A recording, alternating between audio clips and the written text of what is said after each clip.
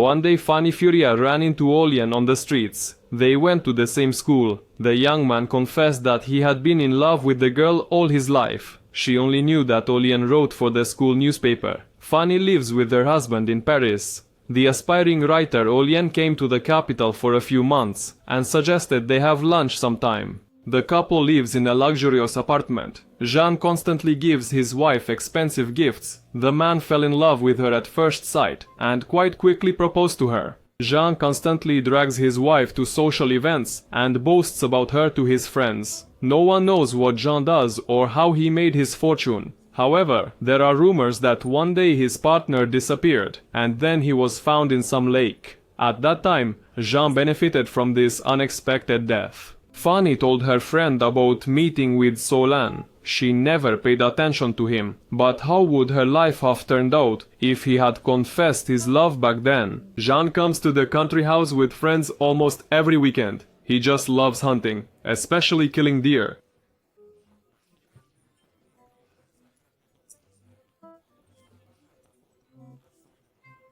And everything is legal? Yes.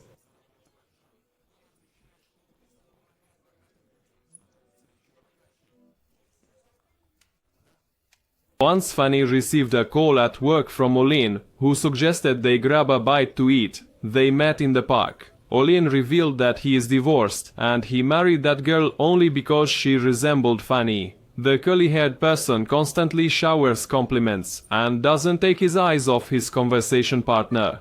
Jean is Fanny's second husband. Initially, her chosen one was a musician addict. At the end of the meeting, Olien said he is writing a book about how life consists of coincidences, and it's never possible to predict what will happen next. They agreed to meet again. Camille, Fanny's mother, visited the couple. She adores her son-in-law and believes her daughter is very lucky to have married him. It seems Jean also loves his mother-in-law and always tries to please her. At the cafe, they met an acquaintance couple. Jean's expression immediately changed. He is sure that the man is in love with Fanny. Because of Jean, the girl no longer communicates with her old friends, only with her husband's friends. Fanny met with Olien and again heard from him how wonderful she is and how the guy was crazy about her.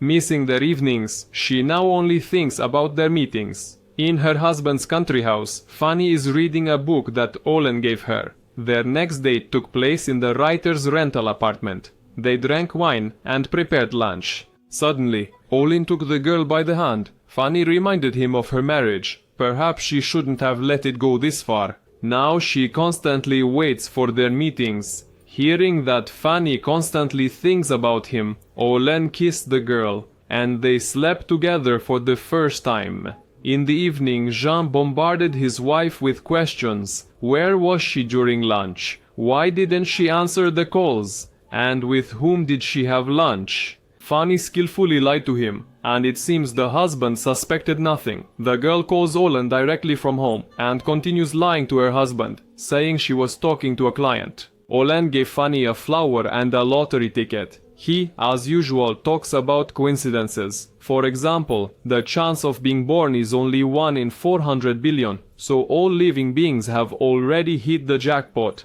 Every date of the couple now ends in bed. Fanny told only her friend about her affair. The longer she dates Olien, the more feeling she has for him. Her friend reasonably advised the cheater to break up with Olien as soon as possible before it ruins her marriage. But Fanny cannot control her feelings and desires. At home, Jean noticed a piece of paper in his wife's hands and forced her to show the lottery ticket. In his opinion, all this is complete nonsense. You should not believe in luck, but achieve everything with your own efforts. Once, Jean called his wife at work. A colleague answered that she had gone to lunch and probably would not return today. Then the man called Fanny on her mobile and suggested coming to her. But the girl refused. Jean began to suspect something. In the evening, when Fanny was taking a shower, someone called her phone from an unknown number, but did not want to talk to Jean. On one of their dates, Olien confessed to his lover that he would always wait for her if she decided to leave Jean. Meanwhile, Jean realized it was time to hire a private detective. He shared his suspicions that his wife has a lover, and a million small details point to this. Nothing indisputable. Masha, the detective asked to be provided with all the information and photos of his wife. Jean thinks only about the possibility that his wife might have cheated on him, just imagining the two of them in bed, laughing at the humiliated husband. Josephine, the private detective's colleague, they started following Fanny. She quickly found the house where the lover lives, and then Olen himself. The woman turned on the voice recorder on her phone and placed it next to the cooing couple. Jean heard his wife telling her lover that she wanted to spend all her time with him. That evening, he asked his wife to stay home. And he needed to take care of one matter. The man called the boxing coach Dragos and suggested they meet at the usual place. Jean told Fanny about his feelings. The next day, under the bridge, Jean met with Dragos and his brother Miloš. This time, they must make sure the body is definitely not found. The thugs said they have a plane and would drop the body over the ocean. Meanwhile, the lovers were already planning a life together with kids and other family joys. Fanny even thought about confessing everything to her husband. But the next day, two stern Romanians knocked on Alan's door. They exited the building with a sports bag, where the curly-haired romantic was compactly packed. Jean made it just in time, because today Fanny was planning to tell him about her lover. The man didn't listen to her and dragged her to a restaurant.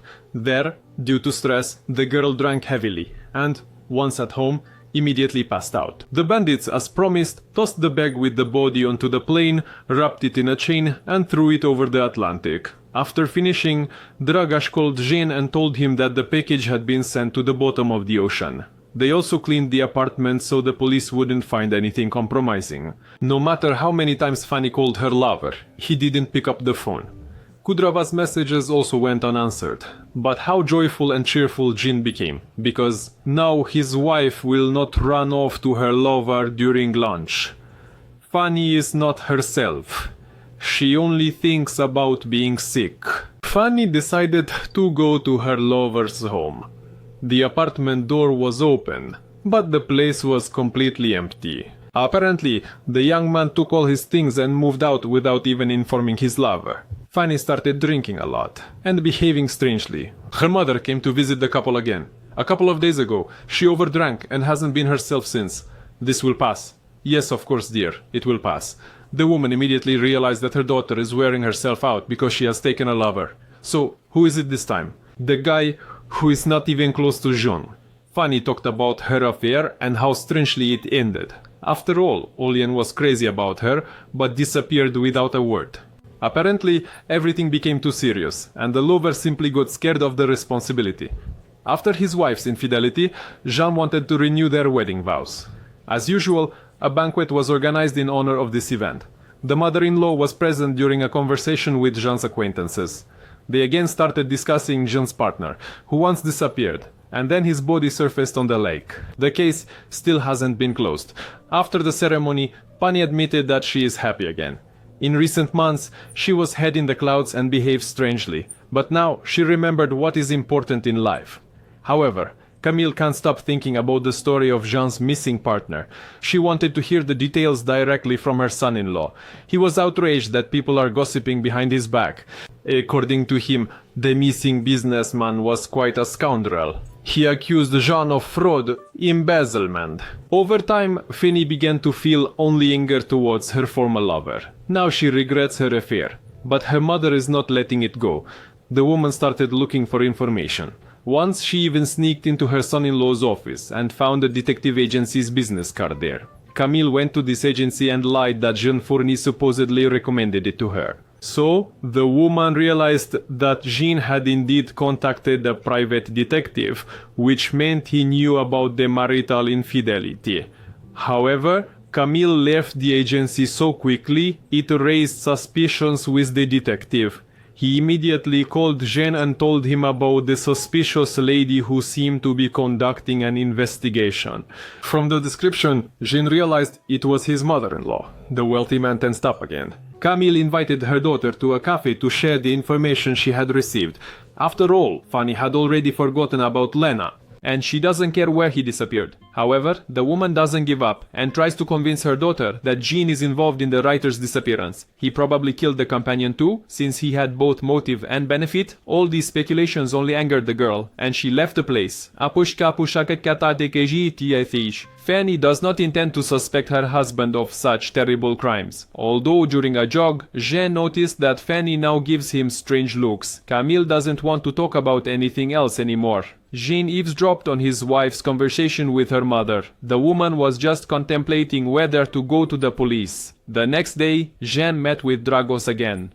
He plans to invite Camille to a hunt, and Dragos will accidentally shoot her with a rifle, mistaking the woman for a deer. Although the Romanian has never fired a rifle, then Jean himself will kill the mother-in-law and then hand the rifle to Dragos. The main thing is for him to be the one holding the weapon when the cops arrive. They will release him immediately. Such things often happen during hunts. The parent took the family to a country house. Jean and Camille were already supposed to go into the forest for hunting, but then the woman remembered that she forgot her pills in the city. Fanny decided to go get them, while their relatives would enjoy themselves in the forest. Jean stopped the car, handed the rifle to Camille, and headed to the scene of the future crime. But say yeah, by Pijitisa. Fanny quickly found the pills, but she wanted to visit her ex-lover's apartment once more. This time she approached the writing desk and in a secret compartment discovered Roman land. Fanny immediately called her mom and told her about her find. If the writer had moved out, he would never have forgotten the only copy here. And if he had forgotten it, he would definitely have returned for it. Jean met with Dragos and took his gun. Camille saw that her brother-in-law was aiming at her. Jean fell dead to the ground, and Dragos bolted out of there at full speed. 3 bumbling hunters ran out from the forest thicket, one of whom mistook Jean for a deer. I saw something moving behind the branches. It was an accident. At the same time, Fanny read the last lines from Alain's novel. They were about how chance plays a huge role in everything and how important